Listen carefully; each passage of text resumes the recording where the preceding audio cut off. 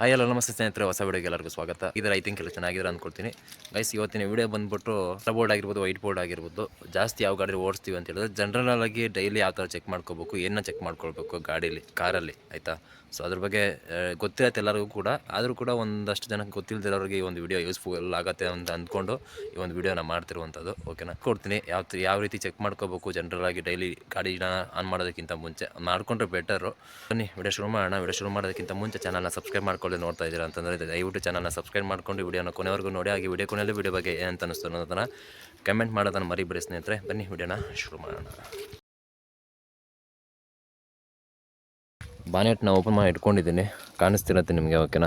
So daily ನೀವು ಕಾರ್ನ ಬೆಳಗ್ಗೆ ಅದನ್ನು ಬೆಳಗ್ಗೆ ಅಂತಲ್ಲ, ಹೊರಗಡೆ ಒಂದ್ಸಲ ದಿನಕ್ಕೆ ಒಂದ್ಸಲ ತೆಗಿತಿದ್ದೀರ ಗಾಡಿನ ಅಂತಂದರೆ ನಿಲ್ಲಿಸ್ಬಿಟ್ಟು ಸೊ ಏನೇನು ಗಾಡಿ ಚೆಕ್ ಮಾಡ್ಕೊಳ್ಬೇಕು ಬೇಸಿಕ್ಕಾಗಿ ಅಂತ ಹೇಳ್ಕೊಟ್ಬಿಟ್ಟು ಇದನ್ನೆಲ್ಲ ಮಾಡಿಕೊಂಡ್ರೆ ಬೆನಿಫಿಟ್, ಆಯಿತಾ. ಸೊ ಇದನ್ನು ಅಭ್ಯಾಸ ಮಾಡಿಕೊಂಡ್ರೆ ಒಳ್ಳೆಯದು, ಆಯಿತಾ. ಏನು ಟೈಮ್ ಏನು ಹಿಡಿಯೋಲ್ಲ ಜಾಸ್ತಿ, ಆಯಿತಾ. ಸೊ ಮೊದಲನೇದಾಗಿ ನೀವು ಗಾಡಿ ಬೆಳಗ್ಗೆ ಹೊತ್ತು ಸ್ಟಾರ್ಟ್ ಮಾಡ್ತೀರಾ ಅಂತ ಹೇಳಿದ್ರೆ, ಸೊ ಡೈಲಿ ಏನು ಅಭ್ಯಾಸ ಮಾಡ್ಕೊಳ್ಳಿ ಅಂತ ಹೇಳಿದ್ರೆ, ಬಾನೆಟ್ ಓಪನ್ ಮಾಡಿಕೊಂಡು ಇಲ್ಲಿ ಇರುವಂಥ ಒಂದಷ್ಟು ಗಾಡೀಲಿ ಒಂದೊಂದು ಕಡೆ ಇರುತ್ತೆ. ಸೊ ನಮ್ಮದು ಶಿಫ್ಟ್ ಡಿಸೈರ್ ಆಗಿರೋದ್ರಿಂದ ಸೊ ಈ ಥರ ಇರುತ್ತೆ, ಈ ಥರ ಕಾಣಿಸುತ್ತೆ ನಿಮಗೆ ಪಾರ್ಟ್ಸು. ಸೊ ಇದು ಬಂದ್ಬಿಟ್ಟು ಕೂಲೆಂಟ್ ಟ್ಯಾಂಕು, ಓಕೆನಾ. ಇದು ಬಂದ್ಬಿಟ್ಟು ಬ್ರೇಕ್ ಆಯಿಲ್ದು, ಇದು ಬಂದು ನಿಮಗೆ ವಾಟ್ರದು, ಆಯಿತಾ. ಇದೆಲ್ಲ ಬಂದ್ಬಿಟ್ಟು ನಿಮಗೆ ಬರುತ್ತೆ. ಇದನ್ನು ಚೆಕ್ ಮಾಡೋಂಥ ಅವಶ್ಯಕತೆ ಇಲ್ಲ. ಸರ್ವಿಸ್ ಮಾಡಿಸುವಂಥ ಟೈಮಲ್ಲಿ ಅವ್ರು ಚೆಕ್ ಮಾಡಿ ಅವ್ರು ನೋಡ್ತಾರೆ.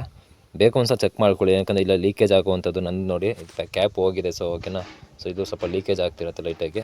ನಿಮ್ಗೆ ಈ ಕಡೆ ಆಯಿಲ್ ಗೇಜು, ಓಕೆನಾ, ಇಂಜಿನ್ ಆಯಿಲ್ದು ಎಷ್ಟಿದೆ ಅದನ್ನು ಚೆಕ್ ಮಾಡ್ಕೊಳ್ಳೋವಂಥದ್ದು. ಸೊ ಇದನ್ನು ಚೆಕ್ ಮಾಡ್ಕೊಳ್ಬೇಕು, ಓಕೆನಾ. ಇಷ್ಟನ್ನು ಬೇಸಿಕ್ಕಾಗಿ ಇಷ್ಟನ್ನು ಚೆಕ್ ಮಾಡ್ಕೊಳ್ಳಿ.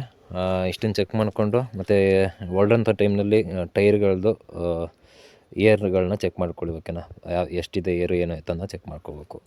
ಇಟ್ಟು ನಿಮ್ಗೆ ಹೇಳಿದ್ನಲ್ಲ ಆಗಲೇ, ಇದು ಯಾವಾಗಲೂ ಇದು ವಾಟ್ರ್ ಹಾಕಿ ಇಟ್ಕೊಂಡಿರಿ ಇದನ್ನು, ಆಯಿತಾ. ಏನಕ್ಕಂದರೆ ವೈಪರ್ ಕ್ಲೀನ್ ಮಾಡ್ಕೊಳ್ಳೋದಕ್ಕೆಲ್ಲ ವಾಟ್ರನ್ನ ಮಾಮೂಲಿ ನಾರ್ಮಲ್ ವಾಟ್ರನ್ನ ನೋಡಿಕೊಂಡು ನೋಡಿ. ಈಗ ಖಾಲಿಯಾಗಿದೆ, ಸೊ ಬೇಕು ಅಂದರೆ ಇದಕ್ಕೆ ಫಿಲ್ ಮಾಡ್ಕೋಬೋದು ಫುಲ್ಲು. ಮತ್ತು ಇದು ಬಂದುಬಿಟ್ಟು ನಿಮಗೆ ಬ್ರೇಕ್ ಆಯಿಲು, ಆಯಿತಾ. ಸೊ ಇದು ಬ್ರೇಕ್ ಆಯಿಲ್ನ ಪ್ರತಿ ಸಲ ಏನು ಚೆಕ್ ಮಾಡಬೇಕು ಅಂತಿಲ್ಲ. ಒಬ್ಬೊಬ್ರು ಗಾಡಿದು ಬ್ರೇಕ್ ಆಯಿಲ್ದು ಪ್ರಾಬ್ಲಮ್ ಇರುತ್ತೆ, ಲೀಕೇಜ್ ಆಗ್ತಿರುತ್ತೆ. ಸೊ ಅಂಥ ಟೈಮ್ನಲ್ಲಿ ನೀವು ಎಷ್ಟೇ ಬ್ರೇಕ್ ಆಯಿಲ್ನ ಇದರಲ್ಲಿ ಹಾಕಿದ್ರೂ ಕೂಡ ಬೇಗ ಖಾಲಿ ಆಗ್ತಿರುತ್ತೆ. ಸೊ ಆ ಥರ ಪ್ರಾಬ್ಲಮ್ ಇದ್ದರೆ ಮತ್ತೆ ಚೆಕ್ ಮಾಡಿಸ್ಕೊಂಬಿಡಿ ಆದಷ್ಟು ಬೇಗ.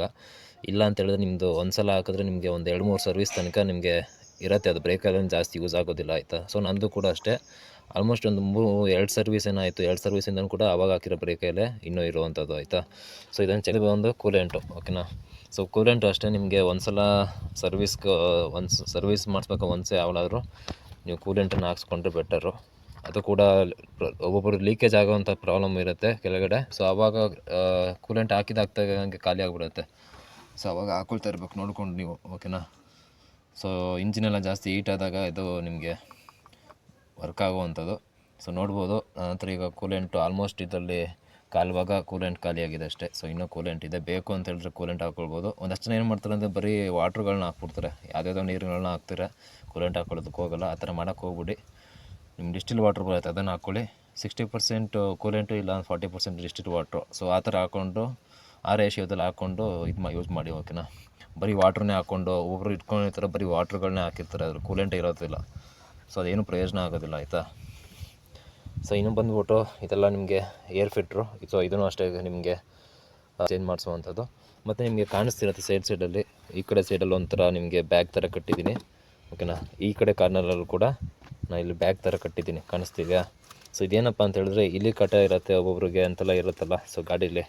ಸೊ ಅಂಥದಕ್ಕೆ ನಾನು ಇದನ್ನು ಯೂಸ್ ಮಾಡುವಂಥದ್ದು. ಇದೇನಪ್ಪ ಅಂತ ನಾರ್ಮಲ್ ಸಾಕ್ಸ್ ಬರುತ್ತಲ್ಲ, ಸೊ ಸಾಕ್ಸ್ ಒಳಗಡೆ ನಿಮಗೆ ಹೊಗೆ ಸೊಪ್ಪು ಅಂತ ಬರುತ್ತೆ, ಗೊತ್ತಾ. ಹೊಗೆ ಸೊಪ್ಪನ್ನು ನೆನೆಸಿ ಒಂಥರ ದಾರ ಥರ ಬರುತ್ತಲ್ಲ ಹೊಗೆ ಸೊಪ್ಪು.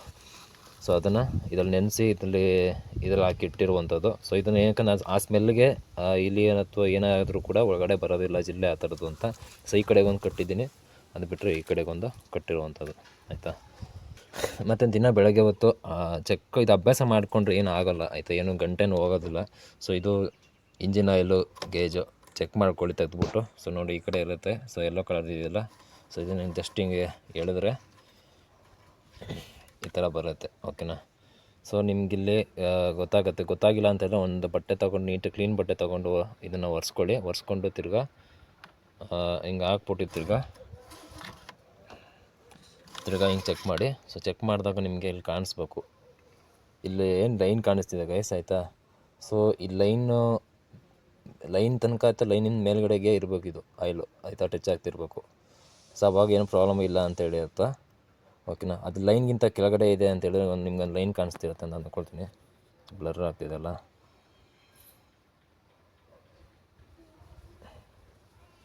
ನೋಡಿ ಇಲ್ಲಿ ಸೆಂಟ್ರ್ ಇದೆ, ಲೈನ್ ಇದೆಯಲ್ಲ. ಸೊ ಈ ಲೈನಿಂದ ಕೆಳಗಡೆಗೆ ಬರಬಾರ್ದು ಆಯಿಲ್, ಆಯಿತಾ. ಸೊ ಇದರಿಂದ ಮೇಲ್ಗಡೆಗೆ ಅಥವಾ ಆ ಲೈನ್ ಹತ್ರ ಇದೆ, ಏನು ತೊಂದರೆ ಇಲ್ಲ. ಚೆಕ್ ಮಾಡ್ಕೊಳ್ಳಿ ಇದನ್ನು ಯಾವಾಗಲೂ. ಇವಾಗ ಸರ್ವಿಸ್ ಮಾಡಿಸಿದ್ರೆ ಇನ್ನೂ ಒಂದು 3,000 2,500 ಸಾವಿರ ಓಡಿಸ್ಬೋದು ನಾನು. 2,500-3,000 ತನಕ ಓಡಿಸ್ಬೋದು ಕಿಲೋಮೀಟ್ರು. ಸೊ ಆಮೇಲಿಂದ ಆಯಿಲ್ ಚೇಂಜ್ ಮಾಡಿಸ್ಕೊಡ್ತೀನಿ. ಇಷ್ಟು ಒಳಗಡೆಯಿಂದ ಬೇಸಿಕ್ ಇಷ್ಟು ನೋಡ್ಕೊಳ್ಳಿ ಅಷ್ಟೇ, ಡೈಲಿ ಗಾಡಿ ತೆಗಿಯೋಕ್ಕಿಂತ ಮುಂಚೆ. ಆಮೇಲಿಂದ ಜಸ್ಟು ಟೈರ್ಗಳು, ಪ್ರೆಷರ್ಗಳು ಚೆಕ್ ಮಾಡ್ಕೊಳ್ಳಿ, ಆಯಿತಾ. ಏನಿದೆಯಾ ಇಲ್ವಾ ಅದನ್ನು ಚೆಕ್ ಮಾಡ್ಕೊಳ್ಳಿ, 4 ಸೈಡು ವೀಲ್ದುವೆ. ಸೊ ಇದನ್ನು ಚೆಕ್ ಮಾಡ್ಕೊಂಡು ಅಭ್ಯಾಸ ಮಾಡಿಕೊಂಡ್ರೆ ನಿಮಗೆ ಒಳ್ಳೆಯದು, ಆಯಿತಾ. ಎಲ್ಲ ಗಾಡಿ ತಗೊಂಡು ಬೇರೆ ಕಡೆ ಹೋಗಿ ಏನಾದರೂ ಪ್ರಾಬ್ಲಮ್ ಆಗೋದಕ್ಕಿಂತ ಗಾಡಿ ಮನೆ ಹತ್ರ ಸಹ ಚೆಕ್ ಮಾಡ್ಕೊಳ್ಬೋದು. ಚೆಕ್ ಮಾಡ್ಕೊಂಡ್ಮೇಲೆ ನೀವು ಯಾವಾಗ ನೀವು ಪ್ರೆಷರ್ ಚೆಕ್ ಮಾಡಿಸ್ತೀರ ಗಾಡಿದು, ಸೊ ಆವಾಗ ಸ್ಪೇರ್ ಟೈರ್ದು ಏನಿರುತ್ತೆ, ಸ್ಪೇರ್ ಟೈರ್ದು ಕೂಡ ಏರ್ ಚೆಕ್ ಮಾಡಿಸಿ, ಓಕೆನಾ. ಇಟ್ಟಿರೋ ಜಾಗದಲ್ಲೇ ಸ್ಪೇರ್ ಟೈರ್ದು ಏರ್ ಕಮ್ಮಿ ಆಗಿರುತ್ತೆ ಒಂದ್ಸಲ. ಸೊ ಇನ್ನು ಬಂದು ನೆಕ್ಸ್ಟು ನೀವು ಗಾಡಿ ತೆಗಿತೀರ, ಆನ್ ಮಾಡ್ತೀರಾ ಅನ್ನೋದಕ್ಕಿಂತ ಮುಂಚೆ ಕೀ ಹಾಕಿ ಆನ್ ಮಾಡ್ತೀರಲ್ಲ, ಸೊ ಡಿಸ್ಪ್ಲೇಲಿ ನೋಡ್ಕೊಳ್ಬೇಕು. ಸೊ ನೋಡಿ ಸಿಂಬಲ್ಸ್ಗಳು ಯಾವ್ದ್ಯಾವುದೋ ಬರ್ತಿದೆ ಅಂತ ನೋಡ್ಕೊಳ್ಬೇಕು. ಇಲ್ಲಿ ನಿಮಗೆ ಎಲ್ಲರಿಗೂ ಗೊತ್ತಿರುತ್ತೆ, ಆಲ್ಮೋಸ್ಟ್ ಕಾರ್ ಡ್ರೈವಿಂಗ್ ಕಲ್ತಿರೋರ್ಗೂ ಗೊತ್ತಿರುತ್ತೆ ಅಂತ ಅಂದ್ಕೊಳ್ತೀನಿ. ಸೊ ಸಿಂಬಲ್ಸ್ ಬಂದ್ಬಿಟ್ಟು ಇವಾಗ ಇನ್ನೂ ಬರೀ ಜಸ್ಟ್ ಕೀನ ಹಾಕ್ಬಿಟ್ಟು ನಾನು ಇದು ಮಾಡಿದ್ದೀನಿ, ಇಂಜಿನ್ ಸ್ಟಾರ್ಟ್ ಮಾಡಿಲ್ಲ, ಆಯಿತಾ, ಗಾಡಿ ಸ್ಟಾರ್ಟ್ ಮಾಡಿಲ್ಲ. ಸೊ ಈ ಗಾಡಿನ ಸ್ಟಾರ್ಟ್ ಮಾಡಿದಾಗ ನಿಮಗಿಲ್ಲಿ ಏನು ಡಿಸ್ಪ್ಲೇಲಿ ಏನು ಕಾಣಿಸ್ತಿದೆ ಲೈಟ್ಗಳು, ಸಿಂಬಲ್ಸ್ಗಳು, ಸೊ ಇದು ಯಾವುದು ಕೂಡ ಕಾಣಿಸ್ಬಾರ್ದು, ಓಕೆನಾ.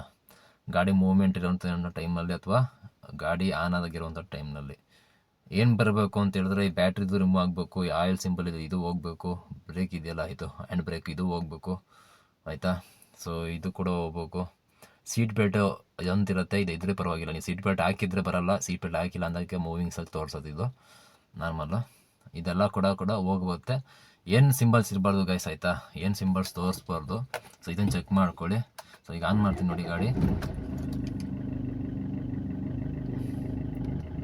ಸೊ ನೋಡಿ ಎಲ್ಲ ಸಿಂಬಲ್ಸು ಹೋಗಿತ್ತು ಇವಾಗ, ಓಕೆನಾ. ಸೊ ಈಗ ಬ್ರೇಕ್ದೊಂದಿದೆ, ಏನಕ್ಕಂದರೆ ಇಲ್ಲೇ ಹ್ಯಾಂಡ್ ಬ್ರೇಕ್ನ ಹಾಕಿರೋದ್ರಿಂದ ಹ್ಯಾಂಡ್ ಬ್ರೇಕ್ದು ಇಲ್ಲಿ ನಿಮಗೆ ಇಲ್ಲಿ ಹ್ಯಾಂಡ್ ಬ್ರೇಕ್ದು ತೋರಿಸ್ತಿರುವಂಥ ಸಿಂಬಲ್, ಆಯಿತಾ. ಇದು ಬಂದು ಸೀಟ್ ಬೆಲ್ಟ್ ಹಾಕಿಲ್ಲ, ಸೀಟ್ ಬೆಲ್ಟ್ ತೋರಿಸ್ತಿದೆ, ಓಕೆನಾ.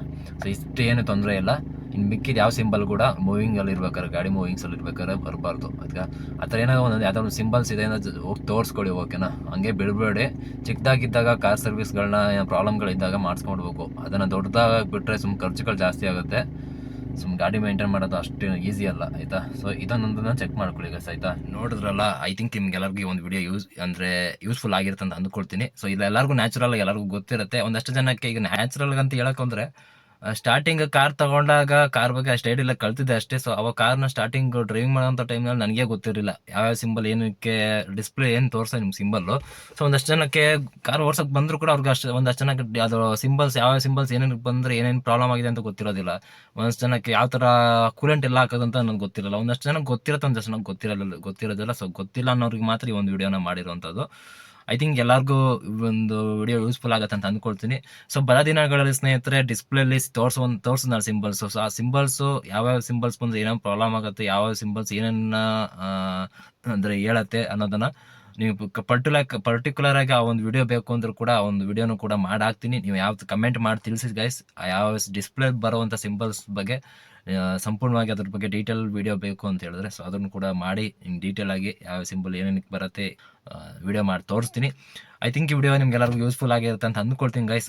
ಅಭ್ಯಾಸ ಮಾಡ್ಕೊಳ್ಳಿ. ಅಭ್ಯಾಸ ಮಾಡ್ಕೊಂಡ್ರೆ ಏನು ಇದಕ್ಕೇನು ಕಾಸು ಕೊಡಬೇಕು ದುಡ್ಡು ಕೊಡಬೇಕು ಅಂತಿಲ್ಲ. ಡೈಲಿ ಅಭ್ಯಾಸ ಮಾಡ್ಕೊಂಡು ನಿಮಗೆ ಒಳ್ಳೆಯದು, ನಿಮ್ಮ ಗಾಡಿಗೆ ಒಳ್ಳೆಯದು.